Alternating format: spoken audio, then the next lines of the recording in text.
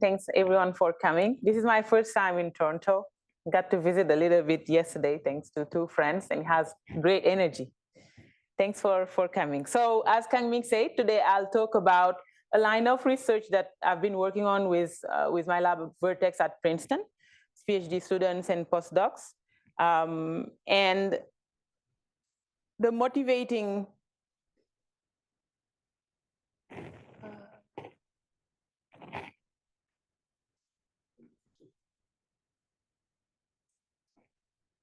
all right, how do we do this? Can we move this? Yeah.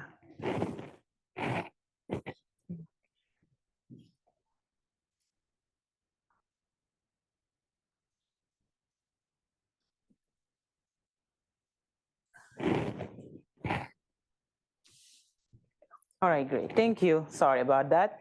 The motivating examples is that we're interested in studying collections, and they're everywhere. So for example, you have a set of polymer topologies or an ecosystem that you're interested in, or galaxies, if you're an astrophysicist, people in a room, or people in general, if you're a social scientist. We're interested in characterizing how these things, how they interact and move in time, and in order to study their behavior and understand these systems. To answer those types of questions, at the core of those questions is diversity. We want to be able to characterize the diversity of these collections. And that can help us do these things that we just mentioned, study interactions and evolution over time. All right. How do you move to the next slide? Sorry. All right, just click. So we will answer two questions. The first one is, how do you quantify the overall diversity of a collection? Say here, illustrating just a collection of toy items. We have items with different colors and different shapes. A good diversity metric should return that there are three. The diversity of this collection is three, because there are three very distinct items. We will not stop at that. We will then try to quantify how each of these elements in the collection contribute to the overall diversity of the collection. And so here, a good tool that can do that should say that this orange square is the one that contributes most and that the blue circle contributes least. In machine learning and in many adjacent fields, people evaluate diversity by simply computing pairwise similarities between items in the collection and then just averaging those pairwise similarities as a way to characterize diversity. But we will show that this is actually a wrong way of characterizing diversity, of computing diversity. Look, for example, at this setting where you're given three elements with different shapes, all with the same colors, and you have 6 elements in your collection, so each item is duplicated twice. Here, this average similarity metric called int_div is returning 0.67. One remark is that this is not something interpretable. There's nothing we can say about the 0.6 number, about 6.7 number, about what it represents. If you look at the same setup, but now varying color instead of shape, so you fix the shape and you vary the color, you have 3 different colors, but 6 elements in your collection. Average similarity is still returning 0.67, which is correct. We still have the same diversity from this scenario to this next one. But look at what happens when you combine these two notions of similarity, when you combine both shape and color. So you have 6 elements, all have different shapes and colors. And you observe that average similarity isn't capturing the increased diversity. When you look at these two features jointly, it's still returning 0.67. So that's a failure mode. Another thing we did to analyze the failure modes of average similarity was to take a mixture of Gaussians and vary different aspects of that mixture of Gaussians. So one thing we varied was the number of components of that mixture of Gaussians, going from, okay, yeah, great. Going from 1 component to 5 components. So when you go from left, S1, 1 component, to S5, the right, the diversity metric, a good one, should increase. And internal diversity is having that good behavior here. But you can see that it plateaus pretty quickly and becomes insensitive when you keep increasing the number of modes of your mixture of Gaussians. And it shouldn't do that. It should reflect that you are increasing the number of modes of the mixture. Another thing we varied was what's called mixture proportion. So the propensity of each of the components of your mixture, going from S1 to S5 still, and increasing the proportion of the different components increasingly. Diversity should increase intuitively, and internal diversity is having the right behavior here as well. It's increasing, but you can see that still between S4 and S5, for example, there's not a big difference. We also varied the variance within each component of the mixture, going from S1, where we have small variation between, so we keep the number of modes fixed to 5 modes, 5 components, and went from low variance for each mixture component to high variance for each mixture component. Diversity should increase when we go from S1 to S5. But here, internal diversity, so average similarity, which is what a lot of people use, is constant and doesn't reflect the increasing variability in the data set. Another failure mode that's important for discovery, actually, for average similarity, is that it's not sensitive to duplication. So you can actually you can have a collection with a lot of duplicates, and average similarity can tell you that that's actually high diverse data set when it's not. So here, what you're looking at, there are 3 blocks. Each one of them corresponds to a kernel similarity matrix between 250 molecules. So this block here, called real, corresponds to 250 molecules from the training set. So these are real molecules. And the first 2 blocks correspond to the similarity matrix for 2 generative models trained on that training set. And we're showing the similarity of these molecules. Yellow means that there are duplicates, that they're perfectly similar, and black means that they're completely dissimilar. So this generative model here, HMM, has a lot of duplicates compared to the other ones. And the second one that has more duplicates would be the real training set, actually. And this generative model, AAE, would be the one that has fewer duplicates. Average similarity is ranking them the wrong way in terms of diversity. It's actually assigning highest diversity to HMM, which has the most duplicates. So this is a wrong ranking. It's saying that HMM is most diverse, and that the training set is the second most diverse, and that this AAE is the least diverse, when it should be the opposite. It's the completely reverse ranking that is providing. To play on this duplication problem further, we took CIFAR-10. It's a benchmark data set of images in machine learning. Computer vision people study this data set a lot. So we pick CIFAR-10, identify the image that's most dissimilar to all the other images. So that's the rare image. And we kept duplicating that each time, getting rid of one of the other images. So we kept the size of the collection of CIFAR-10 fixed, and we measured diversity each time. You will see that internal diversity increased at the beginning. We are duplicating an element, but it kept increasing, saying, okay, your data set is getting more and more diverse, when it's actually the opposite. You keep adding that same element. At some point, it now knows that you are duplicating, and it starts having the right behavior of decreasing diversity in this second portion. But it spent a long time actually increasing, saying that your diversity is increasing when it should not. There's this new metric called the Vendi score that has the right behavior from the get-go. The Vendi score decreased as soon as we started introducing the duplicate. And we're going to study what it is. Before we get to studying what it is, we get to ask a question. What does it mean to measure diversity? What is diversity? What is it?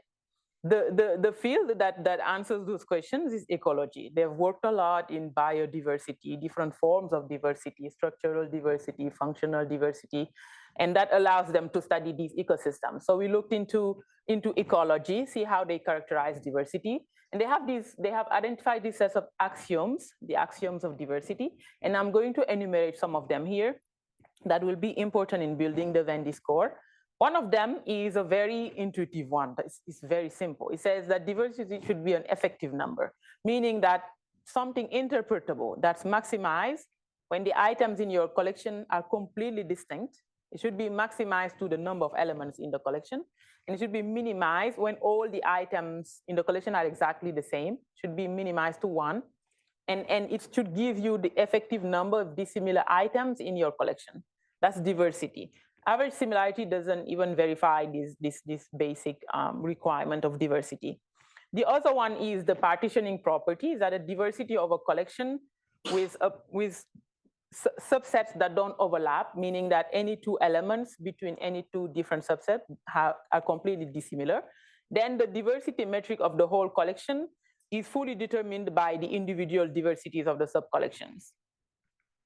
Another property, another axiom of diversity is the identical elements, is that if you let the size of the collection increase by duplicating one element, diversity shouldn't change.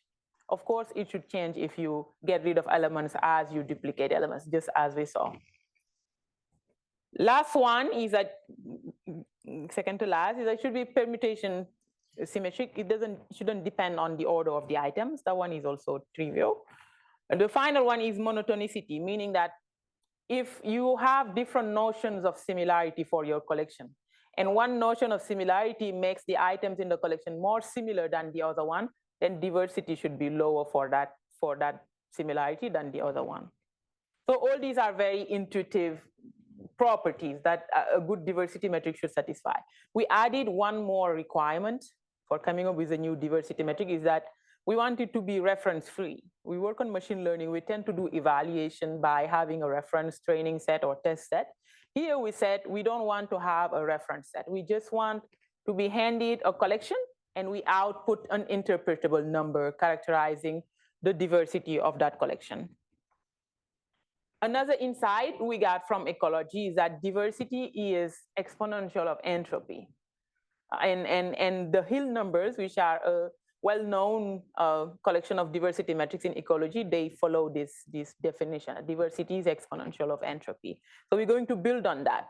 As a machine learning person, typically what we do, if you give us a collection and I'm trying to instantiate this diversity equals exponential of entropy, what I'll do is build the model on the collection, on the samples.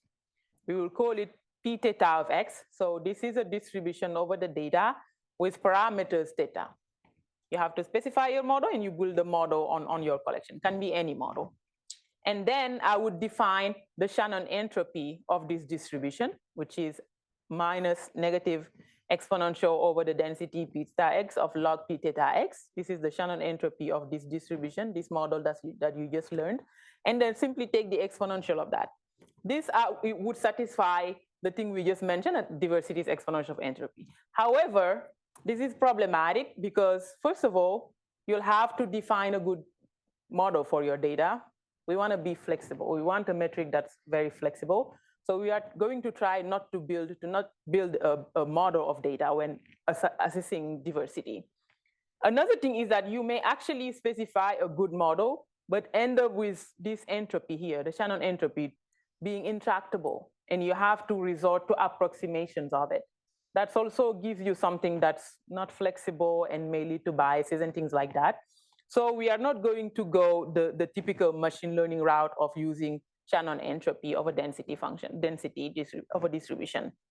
What we will use is an entropy that's used in quantum statistical mechanics called von Neumann entropy. It characterizes the uncertainty of a quantum system characterized by a density matrix, typically called rho. But here, we will replace the density matrix with a similarity matrix, K. So you compute pairwise similarity matrix between the elements in your collection, and you compute the von Neumann entropy of the eigenvalues of that similarity matrix. You do normalize, so you divide the matrix K, similarity matrix K, by n, the number of elements in your collection. Or what you can do alternatively is compute the eigenvalues of this matrix K, and then normalize those eigenvalues. The Vendi score of a collection X with similarity function K is simply the exponential of the von Neumann entropy of that similarity matrix. And this, we will see, verifies the desiderata we mentioned, and it's very simple to compute. In particular, it doesn't require you to specify a model over X. You don't need a model. You just need X directly. In particular also, it allows the user to specify what diversity means to them, because it doesn't mean the same thing to everyone. Sometimes you may want to just capture one form of diversity, whereas somebody else may capture another form of diversity. So K, the similarity kernel, is an input that the user provides to specify what type of diversity they are looking at. It can be shape diversity, color diversity, things like that. You can extend that score to be more general by switching to Rényi entropy, which is a generalization of the von Neumann entropy. Here, you have the same formula, exponential of the Rényi entropy of order Q. There's this additional hyperparameter now that comes into play, Q. And so you have this Vendi score of order Q. That's just the exponential of 1 over 1 minus Q, logarithm of the sum of the eigenvalues of the similarity matrix raised at power Q. So here, I loops through the eigenvalues, the non-zero eigenvalues. Support of lambda is just the non-zero eigenvalues. Q here will allow you to assign sensitivity to common or rare features in your collection. So when Q equals 0, all features have equal weights, and diversity is just the size of the collection, so that's less interesting. But you can vary Q to be greater than 0. So it can be between 0 and 1, in which case you are emphasizing more the rare features. It can be greater than 1 up to infinity, in which case you are, for infinity, for example, you are assigning all your weights to the most popular features. Whereas when Q equals 1, it balances things out a little bit, and the weight is assigned according to the prevalence of the feature. So you have now this additional knob that allows you to allocate sensitivity depending on the commonality or rarity of a given feature. But it's the same simple formula, this exponential of Rényi entropy of order Q, where you only need samples, so you only need elements in a collection. You can extend this further to account for sampling probability of your collection. So assume that all the elements of your collection were sampled according to a probability distribution, meaning that they were not sampled uniformly, like we've assumed before. So we divided by n, that's where the n was coming from. We assume they were all sampled uniformly. Assume they're sampled with different probabilities. You can easily incorporating that by simply using the same formula. So exponential of Rényi entropy calculated on the similarity matrix. For the probability weighted Vendi score, you just weigh the similarity matrix. You weigh the entries of the pairwise similarity matrix with the square root of the probabilities assigned to each of the data points you're computing the similarity over. That's the simple extension. And when you do all of this, you can show that the Vendi score in general satisfies the ecological axioms of diversity. And we show that extensively in the first paper presenting the Vendi score. We can visualize those going back to the toy examples we looked at for average similarity and see that the Vendi score doesn't suffer from the same limitations. For example, it is an effective number. So here, instead of having, so 0, oh, this was 2, 2, 3, 4. So when you vary the number of dissimilar items in your collection, so here we only have 2 different items, purple and blue with different shapes. You see that the Vendi score is 2. When you have 3 different items, it's 3. You have 4 different items, it's 4. So it's insensitive to this duplication. You have been duplicating elements in all of this. And you see that for internal diversity, we cannot really interpret these numbers. Whereas for the Vendi score, you actually can interpret this number. So it's an effective number. In this second experiment, we're just showing that it allows you to combine different notions of similarity. So it was this experiment I showed earlier, where we looked at shape only, color only, and a similarity that accounts for both shape and color. Here from the first panel to the second one, you can see that they are both constant. So average similarity is 0.67 in both cases, as it should be. Vendi score is 3 in both cases, as it should be. In the last column, remember, internal diversity remained constant and didn't reflect the increased variability in the collection. Here, for the Vendi score, you don't run into that problem. It increased from 3 to 4, reflecting the increasing diversity. And in the mixture example as well, the Vendi score has the right behavior. So here it increases from S1 to S5, and it increases, it doesn't plateau like average similarity does. Same thing for when you increase the mixture proportions. And notably, when you vary the noise within each component in your mixture, you can see that the Vendi score is increasing as it should be, whereas the internal diversity remains constant. In the duplication example I showed earlier, average similarity provided the wrong ranking for these three different cases, three different collections. One collection being the training set, the other two collections being outputs from a generative model trained on that training set. You can see that it assigned the right ranking, diversity ranking for these three collections.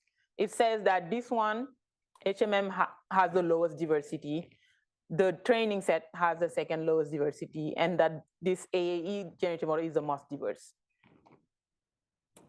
We can use this score now to do a lot of things. So we use it, for example, to improve molecular simulations, make them faster, to discover novel meta-organic frameworks. We also use it to evaluate generative models, and we use it to build new tools, and I'm going to talk about that next.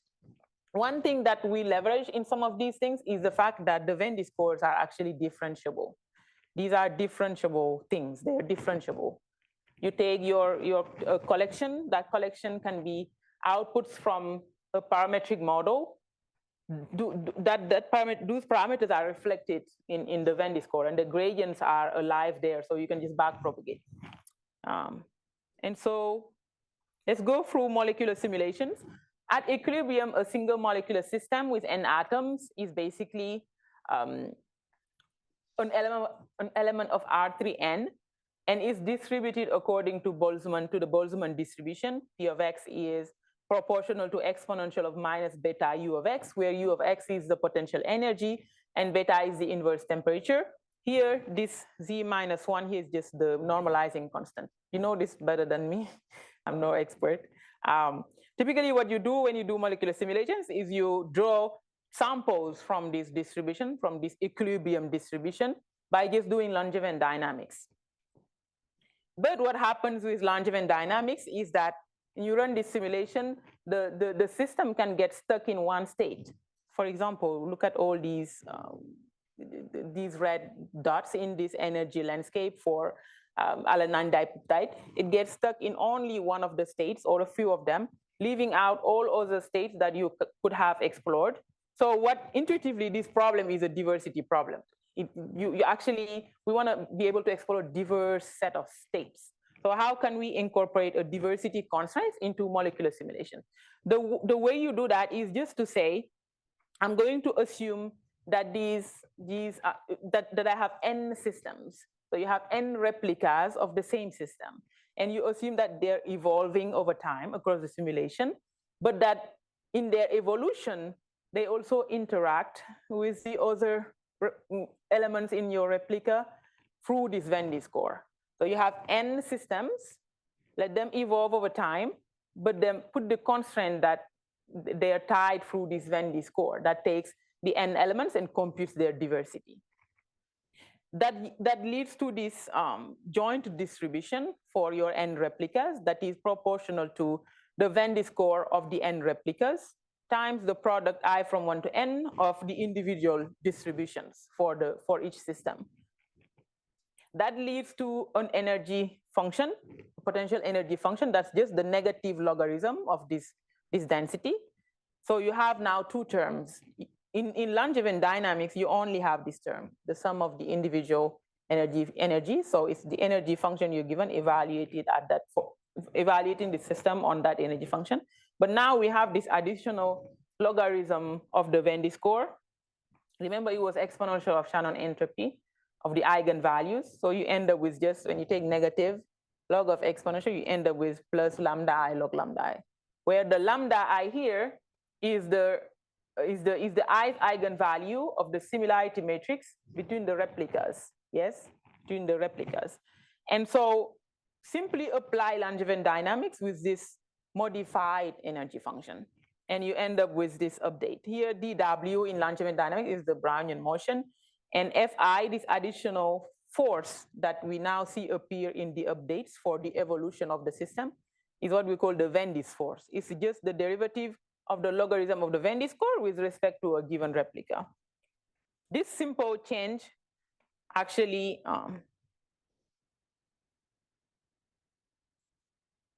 allows you to converge faster when you're running molecular simulation and to be able to explore all the energy basins that pertain to your system. So here in the left, you have Vendi sampling, which is what we call this modified Langevin dynamics algorithm.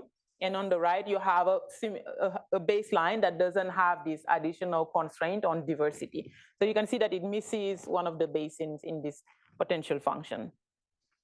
We look at a real system, alanine dipeptide, which is a benchmark system that everyone studies when working on molecular simulations almost. And we looked at the time it took to replicate the true energy potential for that system. And you can see that already t equals 1 nanosecond, Vendi sampling recovers the full profile. How do you get the full profile? You just run things to convergence for a very long time, assuming that that's ground truth. For replica sampling, you have to go up to t equals 10 nanosecond to recover the full profile, the correct profile. So you can see that Vendi sampling is faster. We use it also to discover novel materials, especially meta-organic frameworks. So these are materials that have been shown to be very useful for things related to adsorption, CO2 adsorption or absorbing drugs and things like that. We try to discover MOFs that are good at absorbing ammonia, with the goal that you can turn ammonia into hydrogen in a pretty stable and environmentally friendly way.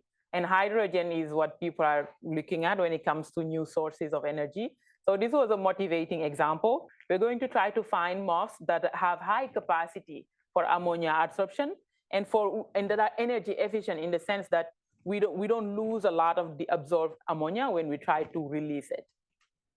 So what I'm showing here is the best one we identified.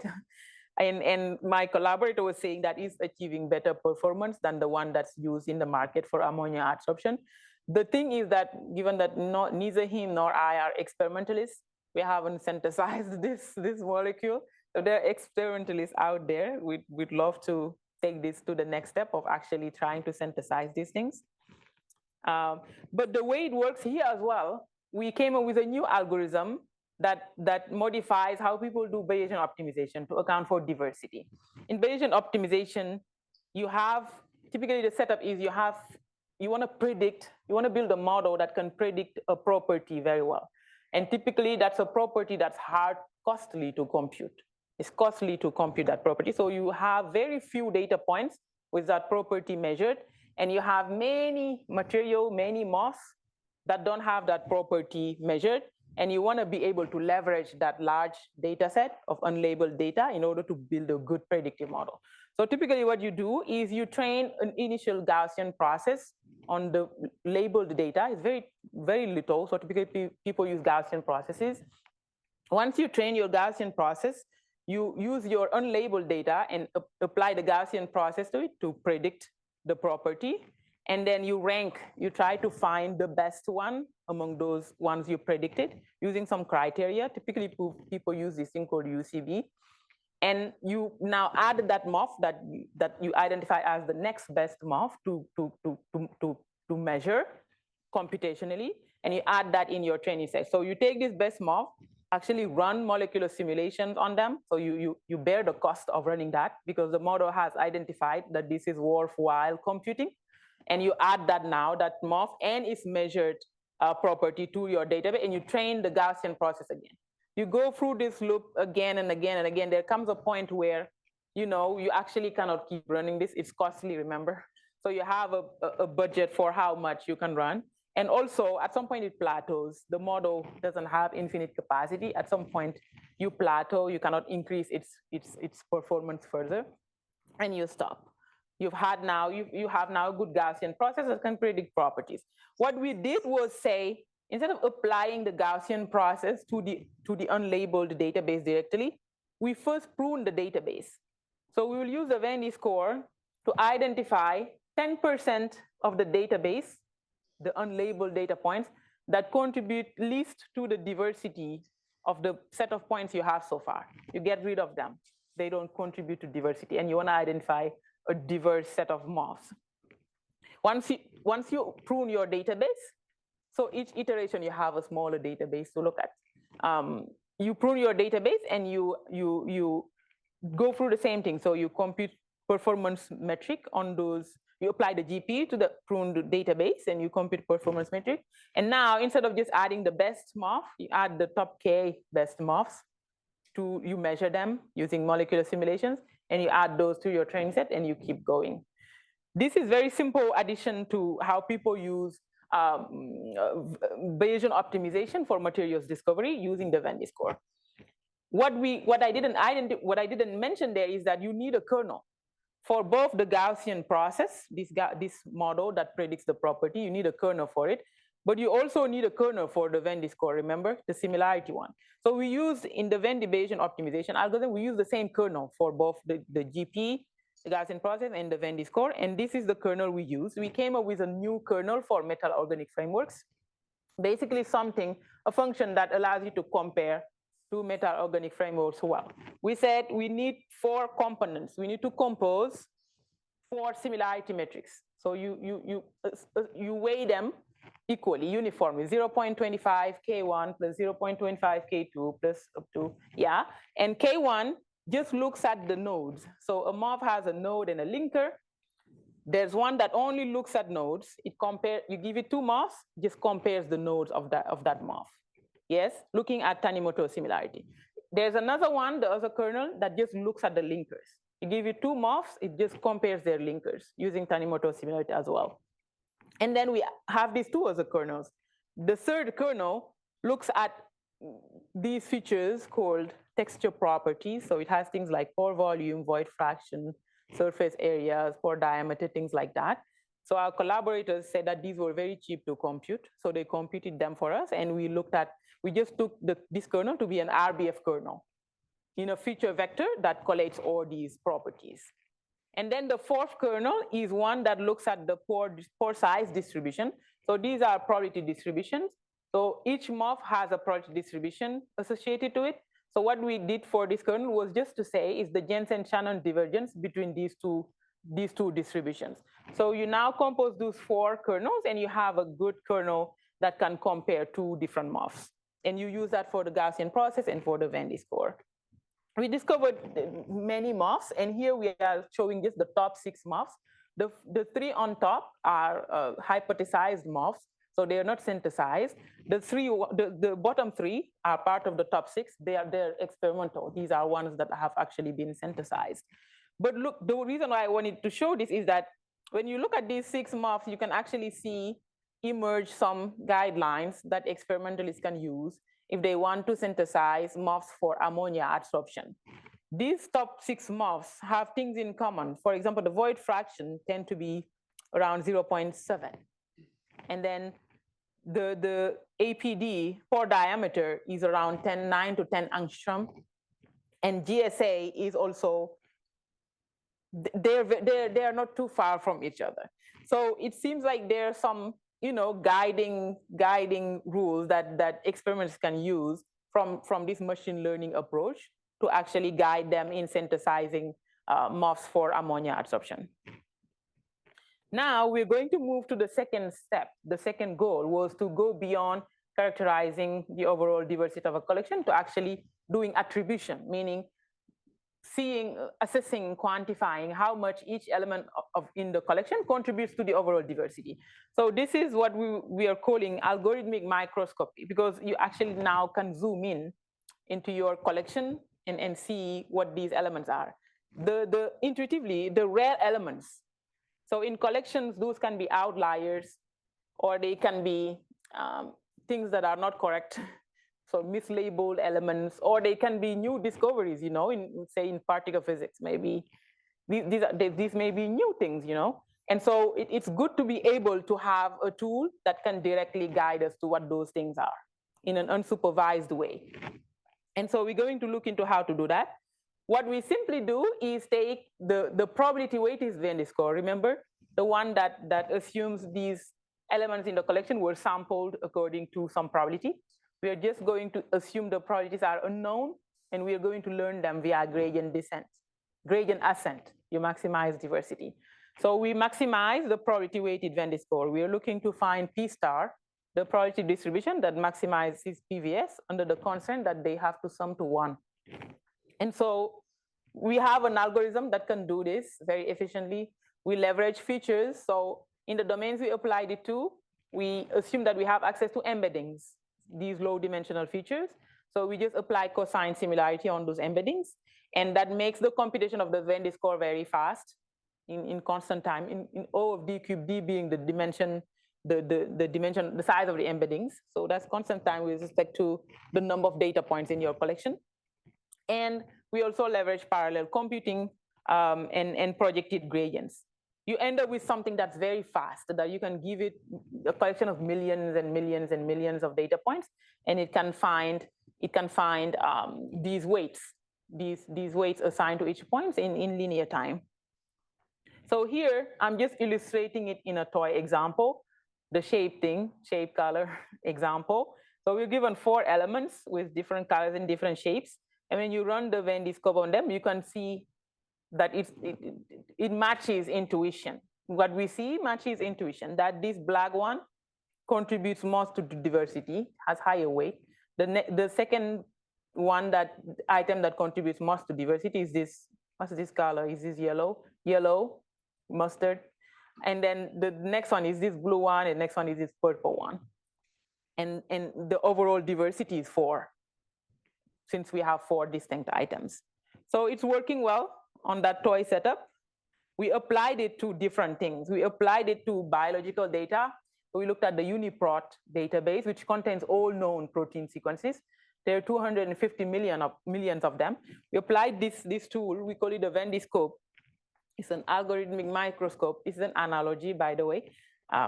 So we applied it to it, and you get the right behavior, that the sequences that contribute most to diversity are the odd ones.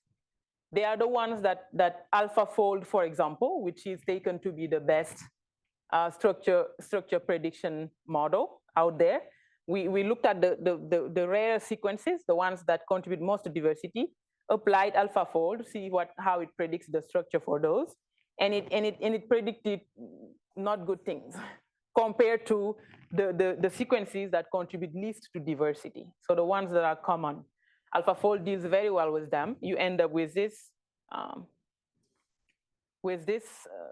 So this contributes most to diversity. You can see the errors compared to the real structure for it versus the AlphaFold predicted structure. You can see the behavior is different for sequences that contribute most to diversity versus ones that contribute least to diversity. The ones that contribute least to diversity, there's a perfect match, almost, as you can see. But for the ones that contribute most to diversity, the match is very poor. And you can quantify that actually by looking at, for example, the prediction confidence that AlphaFold assigns to its prediction for these things. AlphaFold has this PLDTT measure that gives you an idea of how confident it is at predicting the structure for that sequence. And you see a different distribution of this confidence score for the ones that contribute least to diversity. The bottom 50K is very confident on those. It's a mean 95. Whereas for the ones that contribute least to diversity, that contribute most to diversity, the odd ones, it has lower confidence. We did the same with the materials project database. It contains 170,000 materials. So what we did was that we just did the same thing, apply this tool, the Vendi scope, to that collection of materials and try to analyze what emerges, how the weights are distributed across these materials. And there also we noticed the same thing. We looked at three different predictive models, ML models, neural network-based models that try to predict certain properties for these materials. So we restricted ourselves to band gap and formation energy. And what we noticed across these three predictors, these 3 neural network models, is that they struggle with materials that contribute most to diversity, meaning the errors for those are higher than the errors for those that contribute least to diversity. And you can go further and now even look at trying to characterize what the materials that contribute most to diversity versus least to diversity correspond to. For example, here you can see very distinct distribution when you look at the band gap. The band gap for the materials contributing most to diversity is very low. These are probably metals, semiconductors. I don't think any, yeah, zeros are in less than 1. Yes. Whereas for the other ones, these are insulators. The models are very good at predicting their band gaps. So you can actually characterize the errors that you get from your model using this tool. We looked at trying to dive into more collections. And collections we've been interested in throughout ever since we started working with the Vendi Score is outputs of generative models, because you can learn a lot from them. So we applied the Vendi scope to the outputs of generative models, and we were allowed to assess different things. You can detect duplication from these generative models, which has, and memorization, and both of those things are important aspects of discovery, because we use these generative models to build generative models of materials and of molecules and things like that. We don't want them to memorize data, and we don't want them to produce a lot of duplicates. We want them to produce a diverse set of valid and good novel things. And so we want to be able to evaluate this generative model on those two things, on duplication and memorization. And the Vendi scope can allow you to do that. For example, here, we applied it to CIFAR10, to a diffusion model trained on CIFAR10. And you look at the output of the generative model. A brute force way of doing that, of assessing memorization, is just to compare the outputs of the generative model with the training set. You do the n square comparison, right? But that's too costly if you have a large data, if you have a very big training set. With the Vendi scope, you actually only need to focus on a few neighborhood of each data point, a few closest neighbors of each data point, and there's a linear trend. You can look at the paper. There's a linear trend between the rank assigned by the Vendi scope to a given point and its neighbors. They tend to be assigned the same ranks. So you can just focus on comparing similarity between a given data point and its closest neighbor instead of the whole training set. And you can spot duplicates like that. So these are just a few examples from the CIFAR10, and you can clearly see that they are actually the same duplications of each other. And we push this further to not just look at one generative model, but to do it for many generative models. That we looked at 13, 12 generative models that are state-of-the-art on this CIFAR10, and correlated duplication rate with the goodness of the generative model. So good generative models, meaning ones that good in how machine learning people typically assess them, are ones that produce good-looking images that look real. So you typically, when you do human studies, you typically send these images to mechanical Turkers. You tell them, is this a real data or generated by a generative model? If a generative model is good, the judges should make a lot of mistakes in distinguishing the two. It means that it cannot be distinguished, the outputs cannot be distinguished from real images. So you want high human error rate for a generative model that has high perceptual quality. It turns out the ones that have high human error rate, so look at the orange dots that are up in the horizontal line, you will see that they correspond to generative models, outputs of a generative model that have high duplication rate. So these generative models that are very good, that produce good samples, they tend to duplicate samples a lot. And we can further characterize those generative models to say that their outputs, the rank assigned to their outputs by the generative model, the weight, tend to be correlated linearly almost with the similarity to the training set. So looking at those generative models, I cut it to just showing 6, but we did it for all of them. You see this decreasing trend that says data points that contribute least to diversity, so the ones on the left on the horizontal line, tend to have highest similarity with the training set. So memorization means similarity 1 with one element in the training set. So high similarity, some of these are reaching 0.9 and above, means that they're very similar to some item in the training set. So memorized or very close to what already exists. And these correspond to actually generative models with high human error rate. So generative models that produce these good-looking samples are the ones that memorize training set. We knew that from machine learning literature early, actually, before our paper.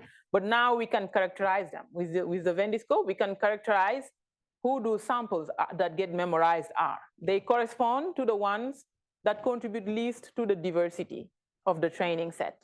And so you can now actually spot those before even you train a model. You can apply this Vendi scope to the training set and look at the ones that are assigned lowest weights. And you can inspect them if you're worrying about copyrights or things like that. Now, at least you have things that you can go inspect a little further to be just more careful. You basically you can do more now with your training sets than waiting and seeing what happens. You can do things before training. And from what we've seen before for the materials and biology, we saw that these machine learning models, they struggle with data points that contribute most to diversity. So you can also apply the Vendi scope before training any model to your training set and look at the data points that are assigned highest weights to identify ones that your models may struggle with. And that can be a useful thing in different settings. You can get rid of them or do something relevant in your application. So this is, in addition to detecting duplicates for outputs from generative model, remember we don't need any reference set. So you can actually apply this thing to data sets themselves, to training data sets themselves, to identify duplicates from your training set before you do any training for processing and everything. We also used it in some data sets, the benchmark data sets in machine learning, to further characterize and look into the nature of these, say, data sets that are assigned the highest weights. What do they correspond to? In biology and material science, we saw that they correspond to ones that models struggle with. In ImageNet, they correspond to different things. For example, consider this class as the volcano class in ImageNet. The images that are assigned lowest weights, they do correspond to images of volcanoes, but the ones that are assigned high weights by the Vendi scope, they don't correspond necessarily to images of volcanoes. So these are mislabeled images, and they emerge immediately from the Vendi scope. So you can now do further processing of ImageNet to get rid of these mislabeled samples. So this is, for example, not a volcano. The same thing applied on held in a different class. So the mushroom class, there's a mushroom class in ImageNet. The images of mushrooms assigned lowest weights by the Vendi scope, you can see that they do correspond to mushrooms. But the ones that are assigned highest weights by the Vendi scope, this is not a mushroom. They don't correspond to mushrooms. This is not a mushroom either. This is a bird. So they are mislabeled examples, and they emerge from this algorithm, from this tool, which was very cute. And you can do this for any modality. So we also applied it to text data. So these text collections like Stack Exchange, they are used. A lot of them are used for training these state-of-the-art LLMs that we use nowadays, and they do still contain some oddities in there. So we just wanted to look at them. You can see that Stack Exchange has some labels in its data. So we looked at the different labels and see what emerges when we look at the weights for these different topics. So the movie topic, for example, same thing. The bottom weights corresponded to sentences that do pertain to the topic. So this one says it is based on the fairy tale La Belle et la Bête, and the other ones were like that as well. You can sense that, okay, this is speaking about movies. When you look at the sentences that contribute most to diversity, you see that they're off topic. So this one is supposed to be a movie, but it says using simple mathematics, sine rule, I guess, to get the displacement. Maybe it was a movie about mathematics, I don't know. But it doesn't seem like it's immediately on the movie topic. Same thing for this one. Java 1.0 was released in, all right, this is a movie, was released, but it's not a movie, it's a version of Java, but it looked like it's a movie thing. And there are some swearing words that you also can see contribute most to diversity, and they pop up as highest weighted sentences. Same thing for another topic, parenting topic. The low weighted ones are regular the high-weighted ones, you can read them and you will see that they are off topic.